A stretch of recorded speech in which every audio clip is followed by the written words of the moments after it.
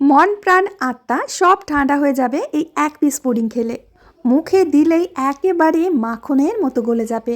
নরম তুলতুলে ঠান্ডা ঠান্ডা এই পুডিং বানাতে বেশি কিছু লাগবে না, মাত্র দুটো উপকরণ দিয়ে বানিয়ে ফেলতে পারবেন। একদিন নয়, পুরো এক সপ্তাহ ধরে খেতে পারবেন। ছোট বড় সকলের মন ভীষণভাবে জয় করে নেবে। তো বন্ধুরা, চলুন দেখে নিই আমি এই মালাই পুডিংটা কিভাবে তৈরি করেছি। রেসিপি ভালো লাগলে লাইক কমেন্ট শেয়ার করতে কিন্তু একদম ভুলবেন না। সবার প্রথমে এখানে আমি 3 কাপ জল নিয়েছি। জলটাকে উষ্ণ গরম করে নিয়ে এখন এর মধ্যে দিয়ে দেব গুঁড়ো দুধ। আমুলের গুঁড়ো দুধটা আমি নিয়েছি, আপনারা যে কোনো গুঁড়ো দুধ নিতে পারেন বা গরুর দুধ দিয়েও বানাতে পারেন। দেখুন বন্ধুরা, আমি যে কাপটা মেপে 3 কাপ জল নিয়েছি ওই কাপটারই 1 কাপ গুঁড়ো দুধ দিয়ে দেব। জলটা উষ্ণ গরম রাখবেন, খুব বেশি ফোটানো গরম জলের মধ্যে গুঁড়ো দুধ দিলে দুধটা কিন্তু দলা পাকিয়ে যায়, আর ঠান্ডা জলের মধ্যে দিলেও দলা পাকিয়ে যায়। উষ্ণ গরম করে দুধটাকে দিয়ে এবার দুধটাকে খুব ভালো করে ফুটিয়ে নিতে হবে। মোটামুটি 3 থেকে 4 মিনিট আমি হাই ফ্লেমে দুধটাকে ঠিক এইভাবে জাল করে নিয়েছি। তো দুধটা আমার জাল করা হয়ে গেছে। এখন নিচে নামিয়ে নিয়ে ফ্যানের বাতাসে খুব ভালো করে নাড়তে নাড়তে দুধটাকে ঠান্ডা করে নেব। তো বন্ধুরা, আমি এরকম অনবরত নাড়তে নাড়তে দুধটাকে একদম ঠান্ডা করে নিয়েছি। এখন এর মধ্যে দিয়ে দেবো কনডেন্স মিল্ক। কনডেন্স মিল্ক এখানে পুরোটাই দিয়ে দেবো আমি। আপনারা চাইলে কনডেন্স মিল্কের পরিবর্তে চিনি দিয়েও কিন্তু ডেজার্টটা বানাতে পারেন। যেহেতু কনডেন্স মিল্কটা প্রচুর পরিমাণে মিষ্টি হয়, এখানে কিন্তু আর চিনি দেবার কোনো দরকার নেই। আপনারা এখানে 1.5 লিটার দুধের মধ্যে 100 গ্রাম কনডেন্স মিল্ক দেবেন, তাতেই পুরো পুডিংটা মিষ্টি হয়ে যাবে। আমি একটুও নষ্ট করতে চাইনি, তাই দুধ দিয়ে ভালো করে ধুয়ে দিয়ে দিলাম। এখন এখানে দিয়ে দেব আগার আগার পাউডার, যেটা ছাড়া পুডিং বানানো কিন্তু জাস্ট অসম্ভব বলতে পারেন। এখানে আমি আগার আগার পাউডার দিয়ে দেব 1.5 টেবিল চামচ। আমি 1.5 লিটার দুধের মধ্যে মাত্র 1.5 টেবিল চামচই আগার আগার পাউডার দিচ্ছি। এটা কিন্তু খুব বেশি পরিমাণে দেবেন না, তাহলে কিন্তু এটা আর পুডিং থাকবে না।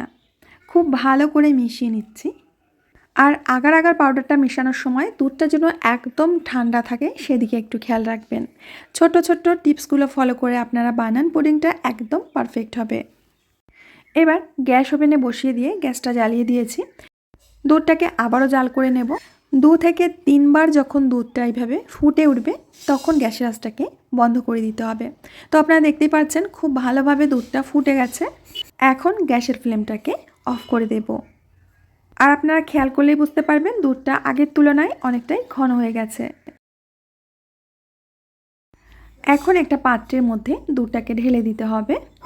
এই মুহূর্তে কিন্তু কারেন্টটা চলে গিয়েছিল, মোবাইলের ফ্ল্যাশ জ্বালিয়ে আমি ক্লিপটা তুলে নিচ্ছি। তো বন্ধুরা, এইভাবে আপনারা ফ্যানের বাতাসে রেখে দিন 1 থেকে 1.5 ঘন্টা, এর মধ্যে কিন্তু জমে যাবে। 1.5 ঘন্টা মতো হয়ে গেছে। আমি এখন আপনাদের দেখিয়ে দিচ্ছি, এটা কিন্তু খুব ভালোভাবে সেট হয়ে গেছে। এখন চারপাশে কয়েকটা টুথপিক আমি দিয়ে দিচ্ছি, এতে করে পুডিংটা কিন্তু খুব সুন্দরভাবে ডিমোল্ড হয়ে যাবে। একটা প্লেট এইভাবে উল্টো করে দিয়ে একটুখানি হাত দিয়ে এইভাবে ট্যাপ করে দেবেন, দেখবেন যে সাথে সাথেই পুডিংটা বেরিয়ে এসেছে। তো বন্ধুরা, আমাদের তৈরি হয়ে গেছে মালাই পুডিং। দেখতে পাচ্ছেন কতটা পারফেক্টভাবে এটা তৈরি হয়েছে। এখন আমি আপনাদের এটা কেটেও দেখাবো। পুডিংটা জমে যাবার পর আপনারা কিছুক্ষণ ফ্রিজে রেখে দেবেন। পুডিং বা ডেজার্ট ঠান্ডা ঠান্ডা খেতেই কিন্তু বেশি মজার লাগে। আমি আমার পছন্দ মতো পিস করে নিচ্ছি।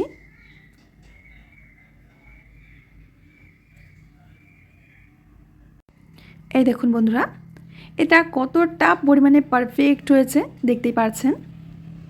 যারা কোনো দিনও পুডিং বানাননি তারা এই ভিডিও দেখে যদি পুডিং বানান, আপনাদের দুধ চিনি কিছুই নষ্ট হবে না। ছোট বড় যাকেই খাওয়াবেন সে কিন্তু এই পুডিংয়ের ফ্যান হয়ে যাবে। তো আমার প্রিয় বন্ধুরা, আশা করছি আজকের রেসিপিটাও আপনাদের অনেক ভালো লেগেছে। ভালো লাগলে অবশ্যই কিন্তু লাইক কমেন্ট শেয়ার করবেন। আমি আজ এখানেই বিদায় নেব, আবার আসবো নতুন রেসিপির সাথে। ততক্ষণের জন্য সবাই ভালো থাকবেন, সুস্থ থাকবেন। কমেন্টে জানাতে ভুলবেন না যে আজকের রেসিপিটা আপনাদের কেমন লেগেছে।